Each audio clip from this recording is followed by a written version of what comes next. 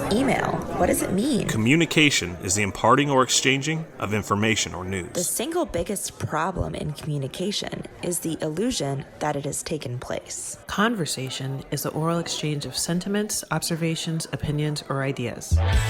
Forbes Books Radio presents The Conversation with Clinton M. Padgett. So joining me today is a perfect guest for my podcast. Her name is Alison Wood Brooks, and she's an associate professor at Harvard Business School.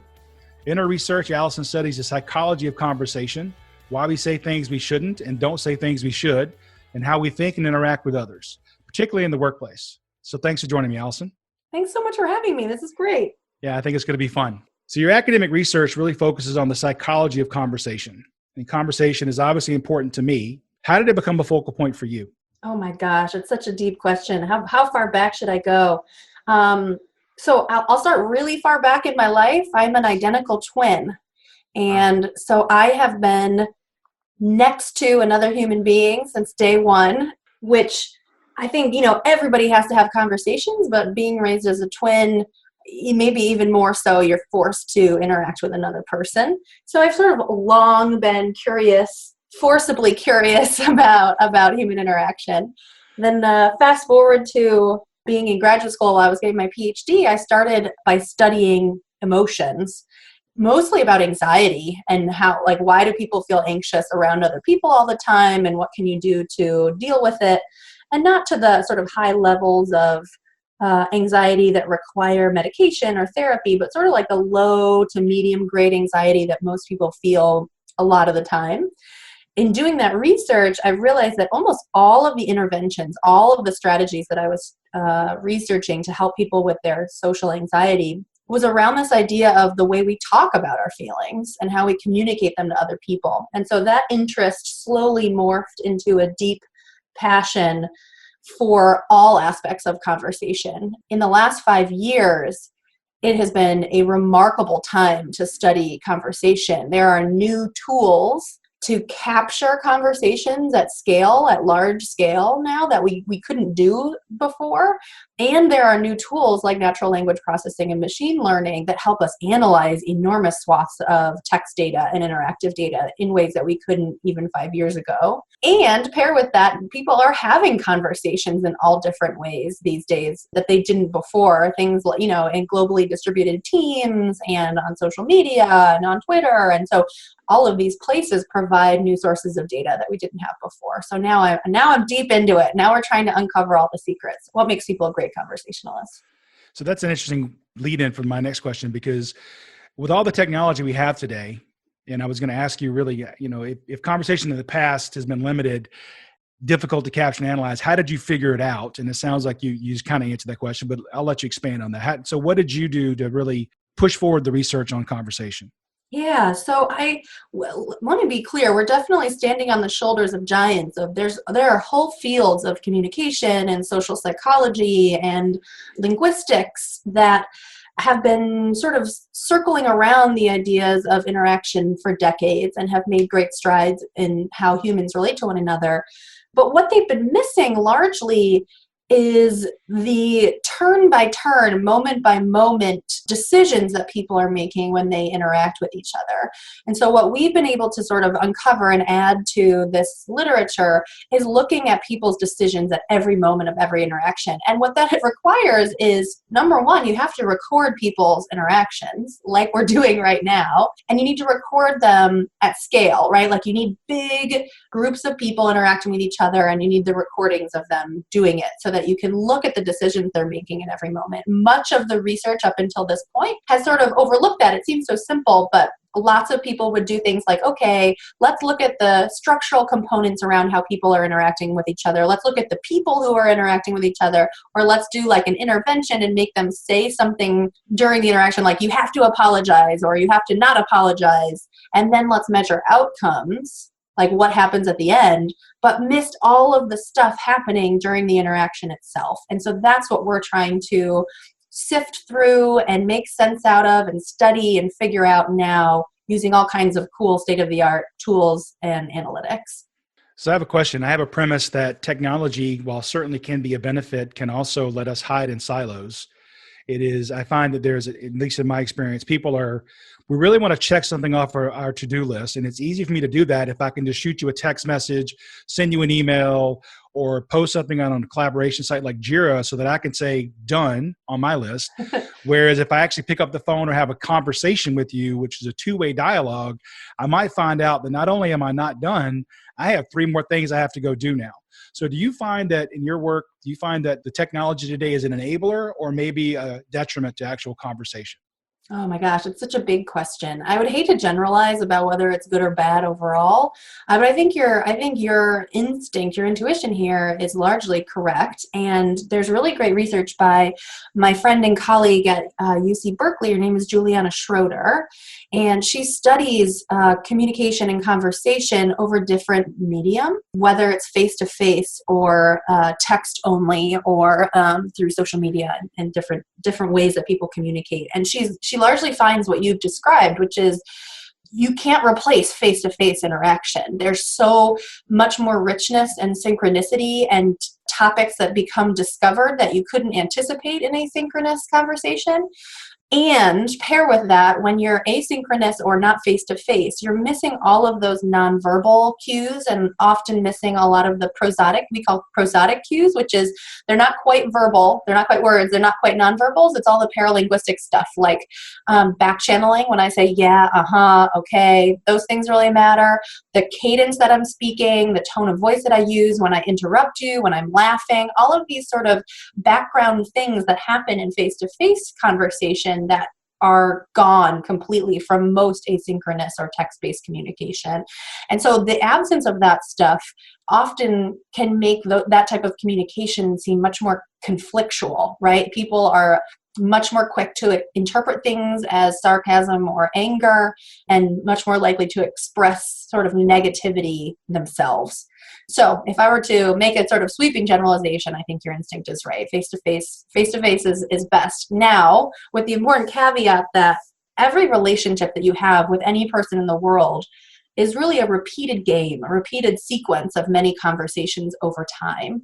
So making the comparison of face-to-face versus virtual for like one conversation at a time tells a little bit of a limited story, right? So things like text and email open up all kinds of possibilities when you think about the repeated game of conversation. So we can have this conversation where we're looking at each other over Zoom and talking to each other on a podcast, but afterwards I can send you a text or an email and follow up, and that's powerful. And you probably don't want me to call you back 5 minutes after we're done here, right? So the thinking about the combinations of how to pair these things together over time is also quite important. Yeah, I think it's important that we do all those things, right? It's text, email, but it's also physical conversation, whether it's on Zoom or phone or whatever. Yeah. And it's hard to interpret a eye roll emoticon the same way as if you see somebody do it, right? Yep. Yep. Absolutely. All right. Can you tell me some of the tactics people should use more often than they do if you want to be a better conversationalist? Oh my gosh, there's so many, Clint. There's so many.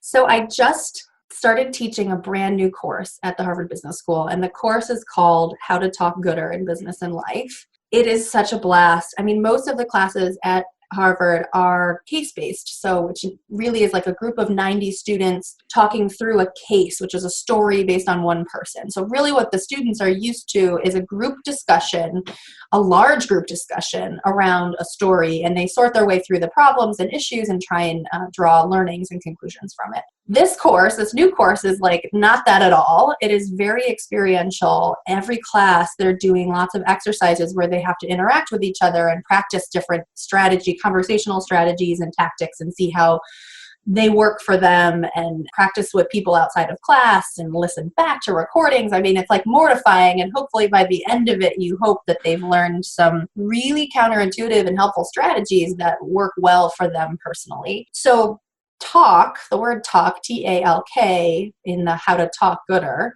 is an acronym. And each of the letters represents a skill, a major core skill that the students work on. So in each of those categories, there are skills to be honed. T stands for topic selection. So at every moment of every conversation, we are choosing what to talk about. And most people don't even realize they're making those sort of relentless topic selection choices, let alone making those choices optimally. And so those decisions tend to suffer from all kinds of biases. Like we tend to talk about what's right in front of us, the things that are salient in our environment. I'm out to dinner with my husband. I can naturally talk about the ambiance in the restaurant or the food, the appetizer that just arrived. That doesn't mean that's the best thing for us to be talking about at that moment. We also tend to over-proliferate on topics for too long when your partner is clearly showing you signs that they're bored of the topic and they want to move on. Mostly out of good intentions, right? We want to be respectful. We don't want to abruptly change to something else. We want to honor the topic, especially if somebody else brought it up. But most of the time we talk about things for too long and it gets a little bit stale and we're better off switching more quickly. One of the strategies that we talk about in terms of topic selection that's most helpful, that it seems very simple, but most people don't do naturally, is to prepare a list of possible topics that you could talk about before the conversation. And it doesn't take too long. I mean, you could really do it in a minute. You could, even if you just come up with like 2 or 3 bullet points of things that you could bring up, it takes away that panicked feeling, the anxious feeling of when things start to lag and you don't know what to talk about. Oh, you've already got something in your back pocket and you know that your partner is going to be relatively interested and it's pretty good. And what's really nice about it is that it's flexible. You don't have to bring them up, right? You just got them ready if you need them. You did a really good job with that. Like right before we started talking, you said, hey, I've got a list of 20 questions. And to me, that's like, oh yes, this is going to be a great conversation. And I appreciate it because it clearly shows that some forethought, like you cared enough about interacting with me that you prepared. And that's a really nice, thoughtful gesture. So that's topics. Do you want me to keep going through A, L, and K? Maybe summarize the ALK. You got it. So A is asking. It's all about asking questions, asking more questions, asking better questions. Yeah, we're going to talk a lot about that topic, actually. Love it. Okay, we'll get there. L is levity. So thinking about both creating more levity and humor and appreciating other people's humor and levity. And that it's not just an ancillary thing. We often think of humor as sort of this extra thing that we add on to real work. But actually, it's a core skill that often is the primary driver of sort of like hierarchies in productivity. And then the K is kindness. And we think about conversational kindness very precisely in terms of 3 R's. So I'm adding 3 R's to the talk. And the R's are reflection. So thinking about people when you're not together and how you can help them when you do get together. The second R is responsiveness. So responsive listening is a key driver of relationship health, and being able to listen attentively and express to your partner that you're listening to them, not just through nodding and nonverbal cues, but also with your words through verbal cues, telling them that you're listening by repeating what they've said or paraphrasing or asking follow-up questions is just this, it's like a superpower. Right. And then the third R is receptiveness to opposing viewpoints. And it's a thing, we're just so bad at disagreeing with each other in a way that's civil and enjoyable so that you both can express your views and disagree and still want to talk to each other at the end of the conversation. So those are the skills that we work on in the course. I think the civility part could really take some polishing up right now in the current environment we live in. Always, but definitely now, yes. Well, I must admit I did my homework because I probably take about 6 to 8 hours to prepare for these 1-hour conversations. And so I read a lot of your research, saw some of your videos, I went through your studies. So that's where I get my list of 20 questions. I put my time in up front because as electrical engineer, that I would hate to be caught unawares and not ready, not prepared. Good. I appreciate it. It's really incredible. That's amazing. Thank you. So we did pick 2 of these we're going to talk about in more detail. One is the asking questions and the other part is levity. That's kind of the focal point for today. Great. Going back to my original question, let me ask another one, which is on the flip side, what are some tactics that people should not be using? This is a good way to think about, I think it's a good way to think about conversation and skill building. What are things that we don't do that we should say and do more? And then the flip side, which is what you're asking about, what do we tend to do that we shouldn't? And in each of those categories, there are huge lists of quote unquote mistakes that people make, right? So errors of commission and then errors of omission. Are there like is there like a top 3 or 5 list that you have that are just every time you hear them, somebody do them, it's like nails on a chalkboard? Or Sure. So one that about an hour ago was working on the paper for this one. We call boomerasking. It's named after the boomerang. So like the outgoing and then returning arc of a boomerang, people tend to ask ask a question that seems to be curious, like they want to learn something from their partner. So I might ask you, like, Clint, where are you from? I'm from Atlanta. Oh, nice. Well, I'm from upstate New York. I was a twin growing up. I had a rural upbringing, and it was like really pastoral, really beautiful. I loved it. I miss it so much. So this is an example of a boomer ask, right? Like I've asked you a question, you answered, and then I brought it right back to myself. We see this constantly. People do this constantly. And it's a really profound and pervasive example of egocentric topic switching, meaning like you bring the topic right back to yourself, which reveals that you had this sort of like thinly veiled appearance of interest in your partner. But by not responding to their answer, not asking a follow-up question, not engaging on their answer at all, it reveals that you really weren't actually interested in them. And it seems very insincere and very egocentric. It's really tiring to converse with people who do egocentric things like this constantly. And so the boomer ask is one to be avoided for sure. What's unique about boomer asking is that it's a sequence of turns. So it's actually three things. I ask a question, you answer, and then I turn it back to myself. Many of the other mistakes that we've studied are actually just one turn. So like one type of thing that should be avoided. And some examples of that are like giving backhanded compliments, where I could say to you, you're really prepared for this call, which is a really nice compliment. Or I could say, for a podcast host, you're pretty prepared.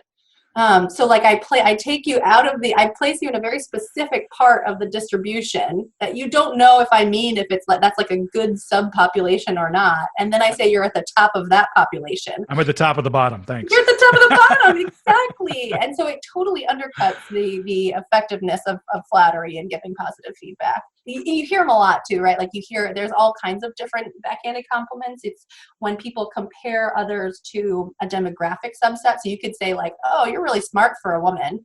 Oh my God, it's just like horrible. Or you seem really wise for someone under 40, something like that. You've had one of those when your typical response is to say thanks as a question. Thanks? Exactly. Like, thank you. Thanks, I think. You can also compare people to their previous self is often hurtful. Like, oh, you even saying like you look thinner, right? Like, what are you saying about my past self is and you just have to be really careful and try to give like very straightforward positive feedback when you intend to give positive feedback. I actually had that happen in Japan last year. We were planning the Tokyo 2020 Olympics, and I'd been there 15 years prior to plan the FIFA World Cup as well at the same organization. And one of the translators, one of the ladies I was working with, I had a picture of she and I from 15 years prior. So I put it up as a joke to say, this is what we look like at the beginning of the week. Y'all have been exhausting. The translator didn't break stride. She goes, oh my God, you were good looking when you were young. Oh my God. And I went, thanks. How do you respond? Gee, thanks. Exactly. Oh my gosh, it's so funny. Yes, it is. You see this happen all the time. And hopefully you can laugh it off. But when you see people do it like in the workplace to young people who are just like trying to make their way, it can be really damaging to people's confidence. So that's one. Do you want me to keep going, Clint? Well, actually, boomer asking was going to come later, but now I'm down to 19 questions. So you're perfect. God, I love it when you take things off my list. So we'll talk more about that in part 2 of our conversation. Okay. Also coming up in part 2, Alison tells us how having a good sense of humor can elevate your status. Even when you attempt to make jokes, people view you as confident. They appreciate that you had the courage to try. And if you can land a joke, if people laugh and they view it as appropriate, it gives you these like enormous boosts in their perceptions of both your confidence and your competence. Thanks for listening to The Conversation with Clinton M. Padgett. To find out more about Clint, go to projectsuccess.com or pick up Clint's book, The Project Success Method, at amazon.com. This has been a production of Forbes Books Radio.